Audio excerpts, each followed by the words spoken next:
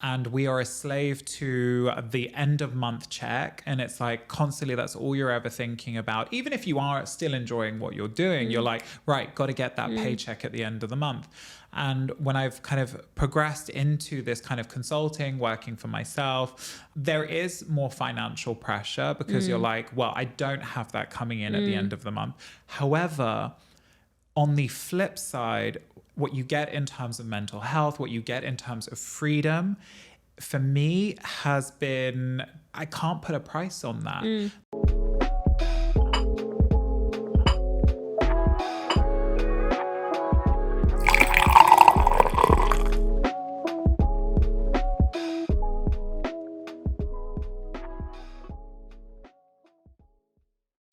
Hi fam, welcome to another episode of بدون سكر, where we discuss and question cultural norms without sugarcoating. Today the episode is about corporate life, leaving it, and how does that look like. Today I have a guest who's actually a friend that we used to work together, so we have a lot to say about it. Welcome Saul to بدون سكر. Well, thank you for finally having me. I've been pestering you enough to get me on it. So yeah, super You're happy welcome. to be here. Let's just start. So give us a bit of a background. What got you into corporate, and what are you doing now? How did you get out? How does it look like for you? Okay, lots of questions. So I moved to Dubai 2018. I won't give you all of the backstory, but worked for a well-known luxury player in the region up until 2021. And at that point, I'd had a few different roles with them, and I absolutely loved it. I loved the region. I loved the people I was meeting and the people I was working with at the time as well. And then in the end of 2021, I kind of decided enough was enough and went to Bali for a month, found myself, had an eat, pray, love moment and decided to start my own company in customer experience. And the rest has kind of been history. Has it always been something you wanted to do, or did you see yourself being corporate for forever? I never thought that I was going to be corporate forever, but I thought I was going to probably take another kind of 5 to 10 years just to kind of work my way up a little bit more, gain a bit more knowledge, experience. And it was one of those things that everybody kept seeing it before I did. And, a lot of people said, Saul, you need to work, you need to open up your own company. You'll do very well. You're very driven, etc. But I probably couldn't see it myself at that point. And it wasn't until I was kind of almost forced into a change that I was like, great, well, let's make it work now. If everybody's telling me I can do it, then I must be able to do it, right? Must be. I've heard the same throughout my career as well. I think, like for me, I know corporate is not the end game. No. And the more I was in it, the longer I was like, this is not for me. I know it's not for me, and I always answer back like, someday I know something will come out. I know something. I'll do something. So what was it like to leave it, really? I think I was fortunate enough to have saved quite a bit of cash, so it wasn't as scary as it could be if you didn't necessarily have that financial backing. But it was scary because, like, no matter what I do, I always want to do better, and I always want whatever I do to be amazing. So there's a lot of pressure that I put on myself to kind of create something that I deem worthy. And where kind of like my expectations and my level is kind of up here, when the rest of the people kind of looking at it would not see tiny things that I might then see. There was a moment where I was just like, wow, can I actually do this? And it wasn't until I signed my first client that I was like, well, actually, yes, I can. And for me, it was really about having built a reputation within the region that made my life a lot easier. I think anybody coming into the region and then having to build the network and start from scratch, it's probably going to be a lot more difficult and a lot scarier. Whereas a lot of people knew who I was, and a lot of people knew I was great at what I did. So when I kind of said, hey, starting on my own, starting a customer experience consultancy, I then got phone calls, and it was quite nice not to have to do business development at the beginning, which I'm not very, I don't love doing. That scares me. I think I can't do sales. For the life of me, I can't do sales. Take it or leave it kind of situation. Yeah, I mean, I'm the same. And I think when you have to start selling yourself, it kind of almost feels a little bit inauthentic. And maybe it's the ego driving, I don't know, but I want people to want to work with me and know what I've done in the past, and by reputation really kind of go, hey, Saul, we've heard great things. Let's work together. Like how do I say this? I refuse to do that. Like I kept saying, I don't want to be the product. Like if I were to branch out, I want something else to be the product, because I felt like I can't handle it if I became the product, if I had to sell myself, if I had to be all of these things, you know. So kudos to you for doing it. I don't think I can do it. And it's tell us more. But I mean, I'm going to turn it a little bit, because like somebody very close to me said that, you know, why are people going to come and work with you in your consultancy? And one of the biggest pros of that is working with you. So I think, you know, yes, it's one thing to say, I don't want to be the product.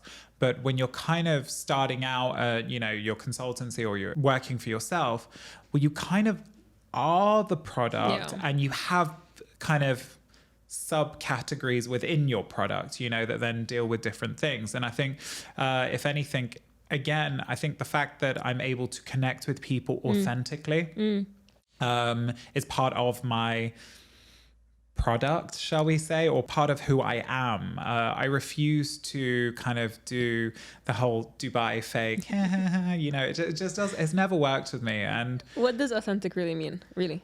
Authentic means being able to tell people how it is. I am very direct and very straightforward, which is probably pros and cons. I mean, if we're going with the con, you know, it's the reason why I got out of corporate. I didn't want to continue playing the politics of being in a large corporation. And I didn't want to have this whole kind of who likes who the most. It's a popularity contest, really. Exactly. And it has nothing to do if you're good at your job. And there are a lot of articles coming out recently about a lot of people who make it are not necessarily good at what they do. It's how they work with people. Likability. And there's another thing I was seeing about, if you don't do small talk, you know, you will not maintain yourself in the company. I was like, that's very interesting, because that translates into likability. If someone, because it only takes that one person to turn other people around or against you. And it's sad. It's like a little war zone, which no one needs that in their day-to-day life. No, I mean, when we talk about my career, it's always been KPI and kind of performance driven. I remember my time, you know, back in the day, where my managers would just come to me, and rather than asking if I want a promotion or me having to beg for a promotion, they'd be like, Saul, based on your numbers, you're applying for this. And that's how it should be. I don't understand why why it turned into something you have to beg and prove yourself for, because if you're working corporate, you have a structure to show that you're on track or you're not. So, but then it ends up being, especially to women, it's quite detrimental. A lot of women expect that and don't ask it. And then you see male counterpart just going there and asking for it. And that's why they got it. And I just don't know when this happened. And it's good to see a man saying the same thing, because usually it's women who are... I'll always constantly say that I am performance driven. You know, I go to work, I do the best I can do, and my numbers and results speak for themselves. And I will, to a certain point, highlight those results, not in a kind of gloating way, but just so that people know that this is what is happening and these are the results. So rather than kind of playing the popularity contest, I would rather say, hey guys, this was the objective. So you remove the emotion from it. Exactly, which is probably like another one of my cons. I'm, for anybody that knows me quite well, you know, I'm not a very emotional person, because again, I'm just very pragmatic about things. People do things not to, like, you know, they're not necessarily against you. It's just more so they've got their own stuff happening in their lives that then just doesn't kind of align with who you are as a person. And I've really had to accept that over my career. That's a hard one. Like, I've been working for 10 years. Half of them was agency and facing customers and facing clients, and the other half is client side. And the moment I shifted from agency to client, I didn't realize how much corporate or client side worked on self-promotion. It was so counterintuitive, because when you're an agency, it's very clear. Everyone is working It's done. against the big bad client, you know, and it's clear who won, who lost, what happened, if you messed up, if you didn't, and it's a different culture. But when you go to client side, you're on your own. You have to fend for yourself. You have to make sure there's a paper trail. You have to make sure that everyone knows about your numbers, not necessarily in a, hey, look what I'm doing, but make sure people know what you're doing. Because I keep hearing that, oh, I don't know what this person even does. And that turns against you. Maybe you're doing the best job there is, but if someone just doesn't know, turns you into someone who's not doing their job well. I agree. And when we talk about the lines of visibility, it wasn't until I got to the Middle East that I understood what kind of real visibility and creating that for yourself actually meant. And, you know, I had an incredible manager, you know, kind of a year before I left corporate. And that person was just paramount to constantly putting me forward to things and getting me visible with the right people. So but that's what happens in corporate. I don't know how to word it. Wait. You're subject to other people's agendas. No, you such, are no? I can't, what's the word in English? You're tied, like it's, I don't want to say it this way, so it's like you're a slave to your manager, as in your luck is highly... It's dependent on the person that on is your managing manager. it. Yeah, 100% and though. It's a gamble. Yeah. And studies have shown in our age, your manager impacts what, 70% of your mental health, let alone your success. So that's crazy. You are, I don't want to say you're privileged in that way, but you are privileged to have such a great manager. I was privileged to have such great managers, but along my career, I had detrimental managers. They were horrible. The healing that I had to do to get myself back, to see myself without their voices, you know, but without you pointed out a really good point. Without having such a good support and manager behind you, I think it's a make it or break kind of thing. I think you would lose out. 100%. And again, you know, when I look through my entire career, there have been incredible managers, and I could probably name them on less than two hands. But the ones that have not been incredible, so many. I mean, I can't remember them all. I remember them all. I remember all of mine. Maybe I've just chosen to forget. But but when it's happening, and at the time, you do kind of take it personally. But when I've left the kind of either the company or the situation, I've then reflected back and again, still had very good support networks with me in terms of my friends, etc. And when I retrospectively look back and go, oh, why were they doing that? Yes. You can see it very clearly, whether they're super insecure in themselves, whether the job is all they have. And I think that's a really important one. And I think we're slightly getting into that age now where potentially people start talking about kids, marriage, etc. But for me, you know, one of the big positives of coming out of corporate was that there is life after corporate. And we are a slave to the end of month check. And it's like constantly that's all you're ever thinking about. Even if you are still enjoying what you're doing, you're like, right, got to get that paycheck at the end of the month. And when I've kind of progressed into this kind of consulting, working for myself, there is more financial pressure because you're like, well, I don't have that coming in at the end of the month. However, on the flip side, what you get in terms of mental health, what you get in terms of freedom, for me has been, I can't put a price on that. The last 2 years have probably been the best 2 years of my life. Oh, wow. Both professionally and personally. And I probably, like, I wouldn't want to change it. Yes, I mean, as you know, I've obviously moved to Sweden. We moved for love. What other reason? It's not the weather.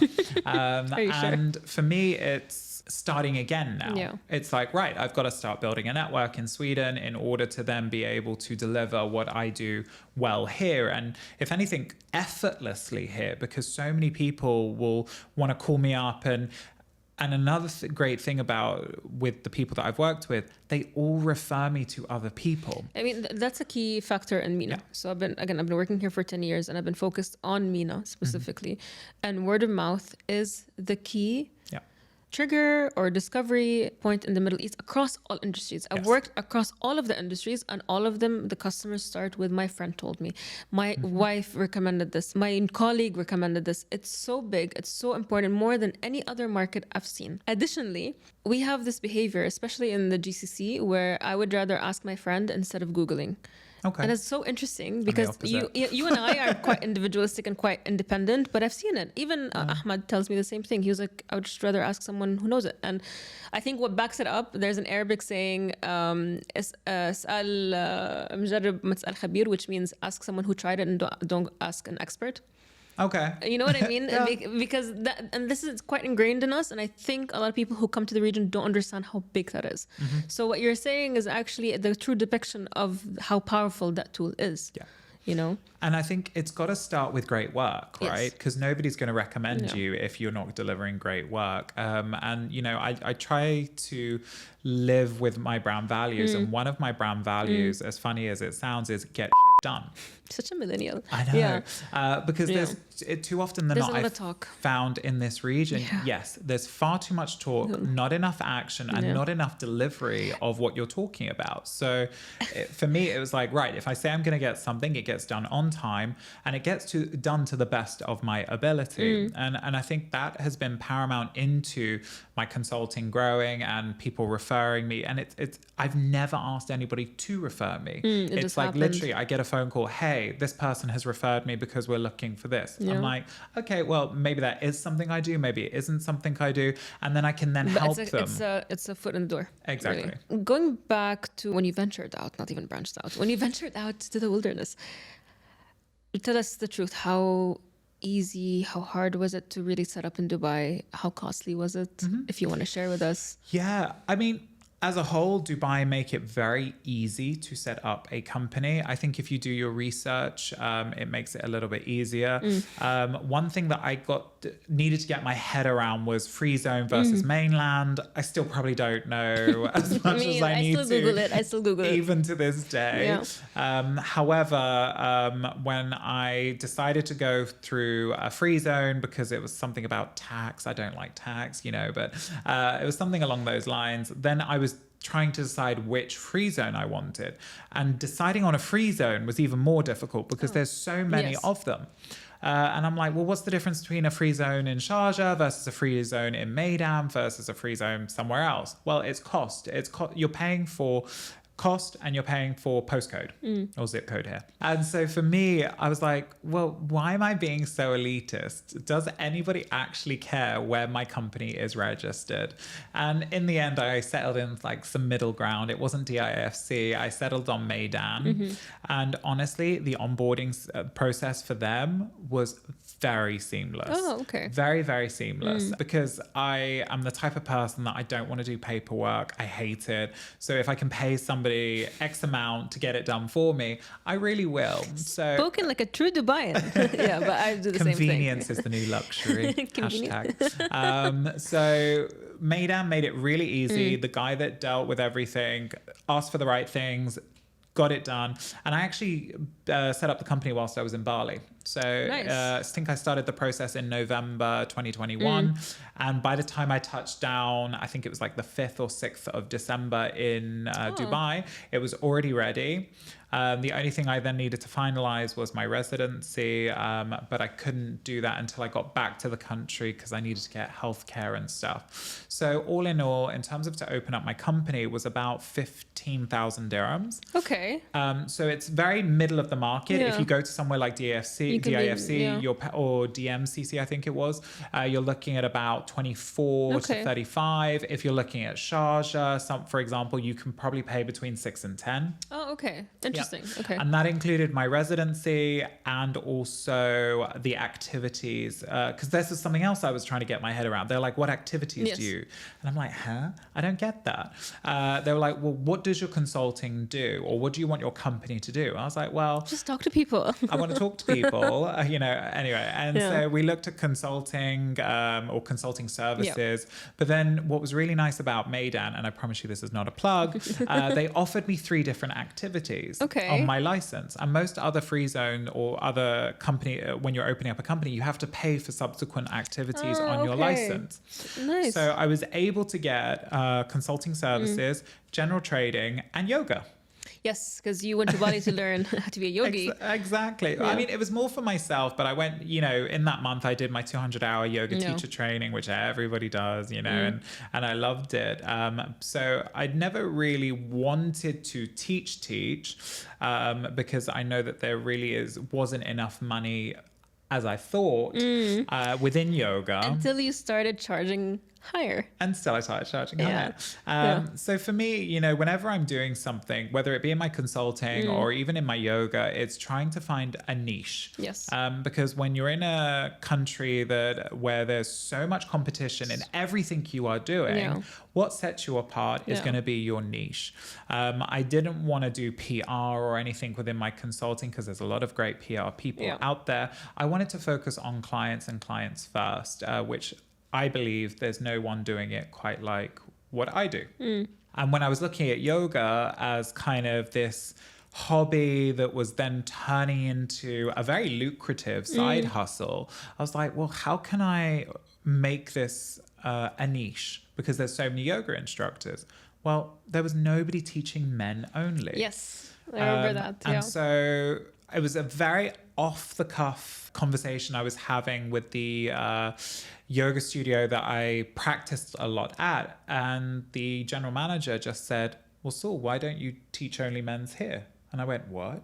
And this is probably the most prestigious yoga studio in the whole of Dubai.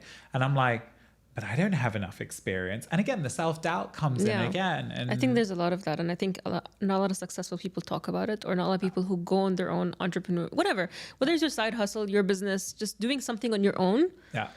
The doubt is out of this world. Yeah. I mean, and I think I probably had more doubt teaching yoga than I did consulting. Yeah. Just because whether people realize it or not, yoga teachers are bitches. Really? They really are. And we're okay with that, but we pretend, but pretend why? they're not. I mean, they act nice. Yeah. And I think this is the thing. It's like people pretend, or not, maybe not pretend, in the yoga community we're supposed to be very zen, very non-judgmental, no attachment.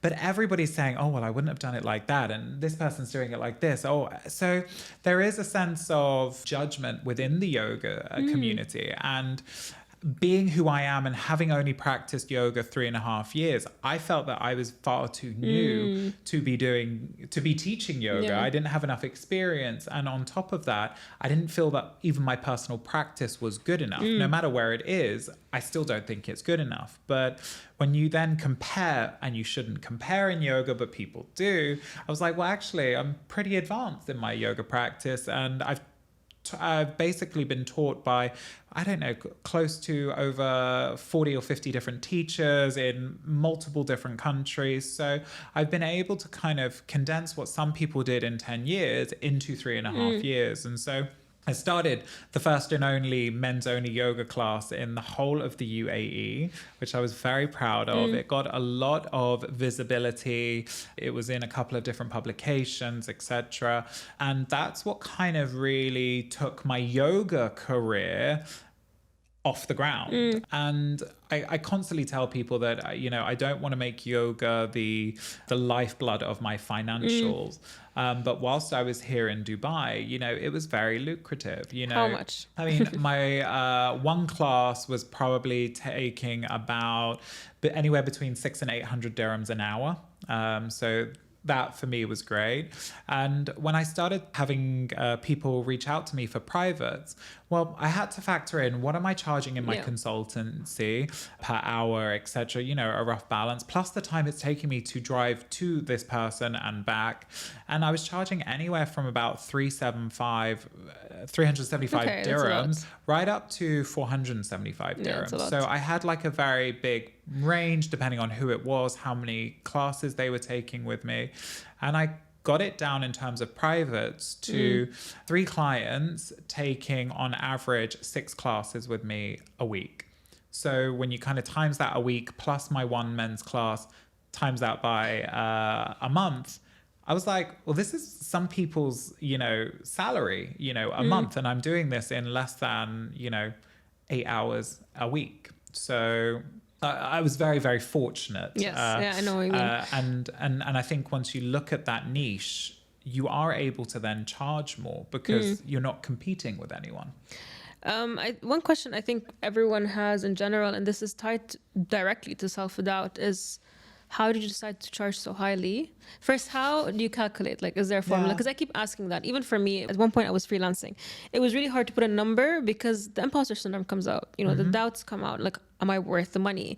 You know, more and more people are talking, or more coaches and business coaches are talking about, you know, you don't waver on your how much you charge. Like, this is how much you make because your quality is good, and be firm with it. So how did you come up with that calculation? So I think the first thing was I looked back to what my salary was at in corporate. I'd set myself a goal. And I said, I need to, in the first year of running my consulting, to earn more than that. Because that for me was my measure of success. That was, if anything, the kind of you to corporate to show that I can earn more money in less time. Corporate has a way of putting you in a box and making sure that you're not going to get better than that. And that's very sad. You know, when they hire a new person, they're going to pay them 25% more, doing the exact same job as you do. I don't know why corporate has this way of being a vicious machine of removing your sense of self, sense of accomplishment, and making sure that it doesn't really award you in the way it should be. You know, I think again it depends on your manager. It does, because, yeah. I mean, in 2000 so I left in 2021, end of 2021, beginning of 2021, I received the biggest pay rise I ever had in my entire career. Without asking for it? With asking for it. With asking for it, there you go. With asking for it. And again, I had a very supportive manager that said, Saul, what is it you want? I wrote my job description from scratch. And within that job description, I had done research into the market to show how much that role is paid within the market. And I asked for what the market pays. And I was very, very fortunate that in a time where most people were being either laid off, pay decreases, etc., I received one of the biggest pay increases at the time. So I think sometimes we're scared to ask for things. I think that's one thing, because we might just hear no. And sometimes we don't know how to ask for things. The how is a big one. So I think you're actually answering a lot of the hows. And I think for me, some people just go, well, I deserve a pay rise. I should be seen. I should be found. I should be selected. We just wait there, and it shouldn't be the way. And my friends all laugh at me because they're like, Saul, you're the only person I know that at a point when you feel like you've done enough, you will ask for a pay rise and you will demand it. And if it is not then given, and I'm not saying this is right for everyone, I will then go find my worth somewhere else. Agreed. And hence the reason why my retail career, you know, when I'm not being paid what I'm worth or what I feel I am worth, I will go find it somewhere else. And somebody is willing to pay that. Yeah, and you did it on your own. Exactly. So back to your story. Which part? Well, you know, you kept mentioning about niche, and there's a whole trend or direction in the world to more inclusivity and everything, but I feel like you have a different mantra. I'm the opposite. And as bad as this might sound, I'm about exclusivity and niche. Not everybody is going to want to work with me, and not everybody is going to want my skill set. So the people that do want to work with me and the people that do want my skill set, well, they're going to need to pay for it. So I would rather kind of focus on the quality rather than quantity. Because I think when you look at a lot of people that I know who work for themselves, they're running themselves ragged because they're chasing the money. It doesn't matter how much somebody's paying. They feel like they need to say yes. Interesting. And I'm the opposite. I will quite happily say, hey, this is probably not the right time for us. Please let me know when your budgets increase, because then I would happily work with you. I like how you phrase it. That's a very nice way of saying it. It's a nice way to reject someone. Exactly. And then there's people that I don't necessarily want to work with. So I would obviously just say I'm at bandwidth at the moment. Please come back to me in a year.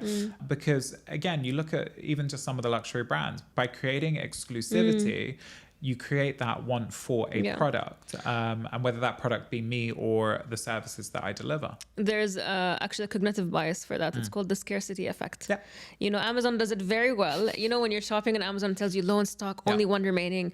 it's the same thing. You know, we tend as humans to value things that we believe are less or are exclusive, regardless if it's true or not, right? Yeah. It's about the perception of it, which is what you're doing in your building. And also, I think it protects your worth, it protects what you're focusing on, protects your energy, because, you know, you're getting most from a small number of clients or customers or interactions, you know? Exactly. And if you're focused on the few, you're naturally going to deliver better work. Yeah.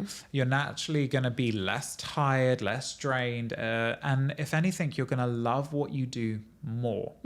And this is, you know, kind of going back to the yoga. I never want to make it a full-time career or a full-time job, because I love practicing yoga, but I also like teaching, you know, 1 or 2 classes a week. Because I think when I look at guys kind of trying out yoga, sometimes they get taught by like these gymnasts that have been like been doing gymnastics since the age of 6, and I just go, well, how's that person going to be able to connect with somebody who can't touch their toes? You know, exactly. Thank you very much. Yeah, and so that's very important. Yeah, and so for me, 3.5 years ago, or maybe a little bit more now, I couldn't touch my toes. Everything I have in terms of flexibility, mobility, and practice is a relatively new one in the yoga community, and people constantly tell me, Saul, have you been practicing for 10 years? And I'm like, no, I'm just a bit of an addict. And when I first started, I was practicing sometimes 2 or 3 times a day. So, you know, it's relatively new, but I know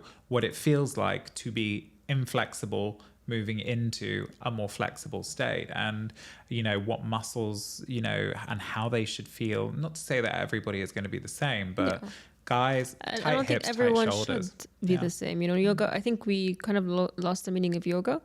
It is about self-practice, about, you know, for yourself. It's not supposed to be a weight loss measurement. It's not supposed to measure. It's not supposed to be, you know, something to compare yourself with someone else. Exactly. It's how far your body will go and how far you want it to go. And I think when you look at my consulting and you look at my yoga, the reason why I love doing one-on-ones is because it's always about personalization. And that is kind of almost the grounds and the foundations of what SPC is about. What's SPC? SPC, Saul Phillips Consulting. Sounds so fancy. I know. And it's everything we do is personalized. So we create personalized content, you know, or personalized training or personalized strategy. You know, we don't want a one size fits all, because not everybody is going to be the same. And so when I am then doing a private with a client, especially male clients, because I don't actually take on female private clients, I want to make sure that they know that what we're doing is personalized to them. And it's not just a string of poses that I do from one client to the next client. That's really nice, actually. I'm glad that someone's thinking that way. Since now you've been out of corporate for since 2021, would you go back? Oh, it's the balance that I'm having now. So, like I said, I've moved to Sweden. I have no network there. You're starting from scratch. I'm starting from scratch. And the mentality is very different in Sweden. They're very reserved as a nation and a kind of a race of people. And it's very difficult to kind of penetrate their social circles. So it's one of those debates that I'm kind of having with myself at the moment. I had a couple of companies reach out to me and say, hey, Saul, we can see you're in Sweden. We'd love for you to work with us. But there's the part of me that just goes, oh, it's going back to corporate. Will it have changed? Will it be different because it's a different region, etc.? So the answer is, if the right role with the right company at the right price, it's always about, I'm just kidding, it's not always about price, but came up, then I don't see why not for a short term. Okay. Long term, again, I don't want to be in corporate till I'm 55, 60 and ready to retire. However, I would use it as a means of stepping stone into the region to gain the network and to gain that visibility that I pretty much have here in the UAE region. You said if it changes, what would change? Because I always wonder, is it Dubai? Because I've only worked in the UAE and I don't know is it the same toxicity you see here, is it the same as everywhere else? Like, so what is it that should change, or what should change? Yeah. I mean, I think politics are just going to be everywhere no matter what. And I think this is why I try to take the emotion out of when I'm working and say, hey, I'm here to do the job. Let's do it the best we can. I think a lot of people do bring a lot of emotion into work. whether it's because of what's happening at home or, you know, just who they are as a person and their level of security in themselves that then influences how they work. So when you goes back to what you were saying in terms of like what would need to change, for me, it's about people respecting me as an individual and how I like to learn, how I like to be managed. And if that is respected, then for me, I would have no problems kind of going back into a corporate setting because they know I don't need to be micromanaged. The job gets done. And that, you know, for me, I'm going to naturally be personality wise somebody who's going to drive forward at 100 miles an hour at all costs. So I think it's always a balancing act when you've got so many different personalities within a corporate environment. And, you know, if I was to have a manager that is insecure again, for me that it just automatically wouldn't work because I'm very secure now in my abilities and what I can and can't deliver. And I'm the first one to hold my hand up and say, hey, I don't know anything about that, but give me a week. I'm going to do some research and I'll come back to you. Like, this is, I think, my third episode about corporate or working. And I know it's always negative because Dubai has been really, really hard. But a part of me is like, I do enjoy working with people. I do enjoy going to an office. Not all the time, but, you know. Hybrid working. Yeah, we're calling for that. So I do enjoy the dynamics. I do enjoy feeling like I'm doing something. But then I feel like what ruins it is what you just said, the popularity contest, the politics. And what I do also is quite political. Always. It's always in the face of everyone. So it gets really draining and really tiring. I feel like for me, the rule has always been, if I'm going to wake up dreading the day, then I don't want to do it anymore.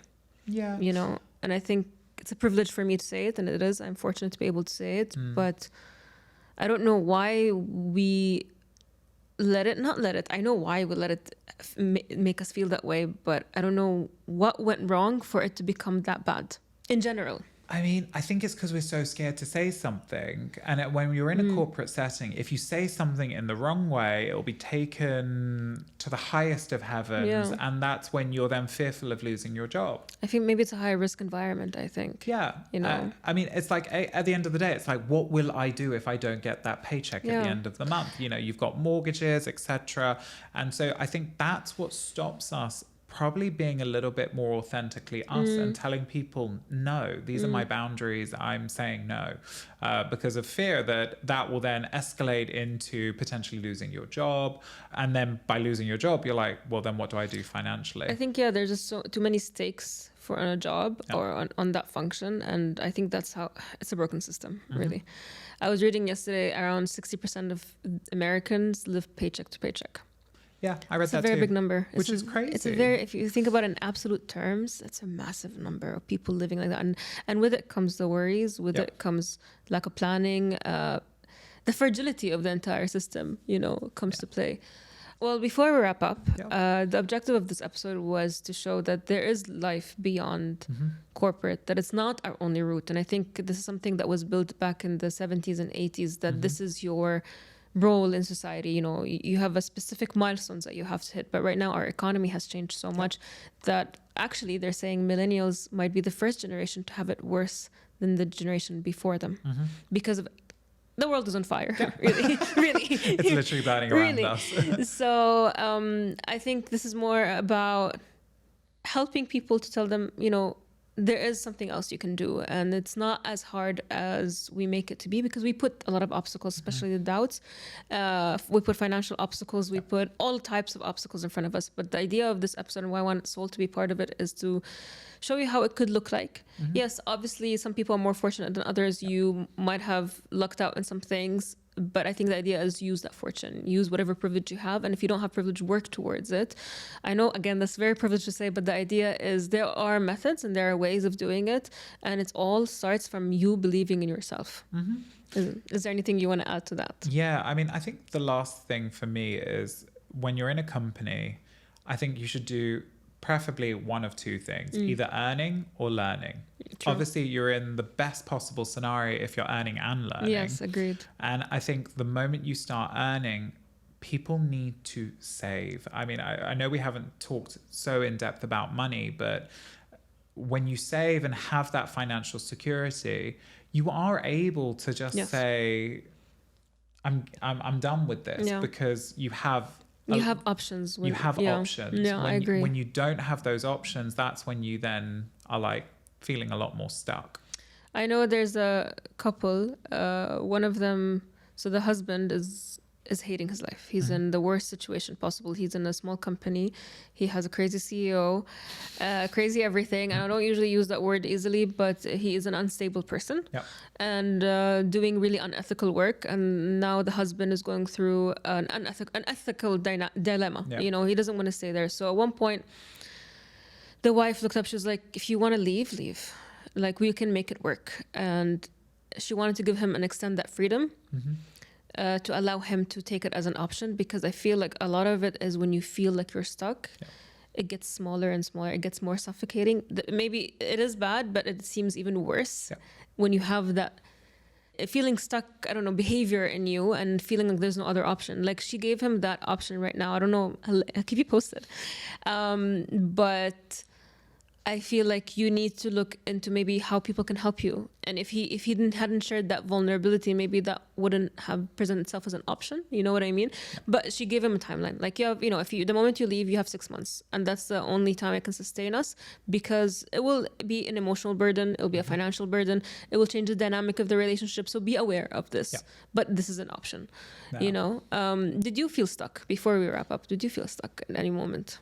Yes, but I think that's just because I put so much pressure on myself to earn money. And that just comes from childhood of not having everything I wanted, and then being in a place where in Dubai I could afford whatever I needed. So I'm very privileged in that respect that I got to a point where I'd saved enough money that I said, hey, I can take a year off work and it's fine. So that was your focus. That was kind of like the more like objective. I was like, right, I'm starting my consultancy. I've got 1 year's worth of finances that can see me through. So if my consulting doesn't work after 1 year, then I'll go back to corporate. Okay. But yeah, that's one of the measures of success that I gave myself. I was like, stop spending money and earn it. Well, thank you for joining today's episode. Thank you so much for having me. What about you guys? Where are you? Is corporate your only option? Do you love it there? Are you looking for something else? If so, this is your sign to do something else. There's always a way out, I think. There's always, for anything in life, there's always an option. There's always a way out. There's always something. It's just the way you frame it and look at it. So please share with us where you are in your journey, and don't forget to subscribe, share, and join us next time. Thank you for today.